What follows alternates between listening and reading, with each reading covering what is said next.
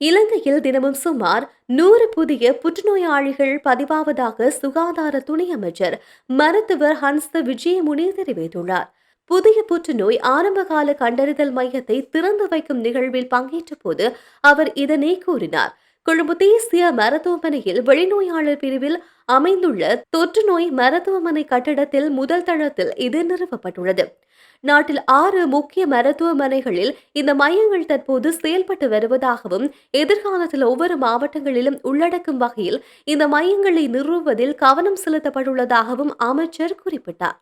நாளுக்கு நாள் பதிவாகும் புற்றுநோயாளிகளின் எண்ணிக்கை அதிகரித்து வருவதை சுட்டிக்காட்டிய அமைச்சர் ஹன்சன விஜயமுனி இந்த நோயாளிகள் நோயின் பிற்பகுதியிலேயே காணப்படுவதாக வலியுறுத்தினார். ஒவ்வொரு நாளும் சுமார் 40 நோயாளிகள் உயிரிழப்பதாக துணை அமைச்சர் சுட்டிக்காட்டினார்.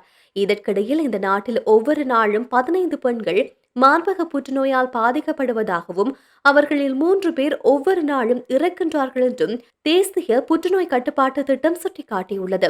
மேலும் 20 வயதிற்கு பிறகு ஒவ்வொரு மாதமும் சுய மார்பக பரிசோதனை செய்து கொள்ளுமாறும், 20 தொடக்கம் 40 வயதிற்குட்பட்டவர்கள் 3 வருடங்களுக்கு ஒருமுறை மருத்துவ மார்பக பரிசோதனை செய்து கொள்ளுமாறும், 40 வயதிற்கு மேற்பட்டவர்கள் வருடத்துக்கு ஒருமுறை மருத்துவ மார்பக பரிசோதனை செய்து கொள்ளுமாறும் பெண்கள் இந்த திட்டத்தில் வலியுறுத்தப்பட்டுள்ளனர்.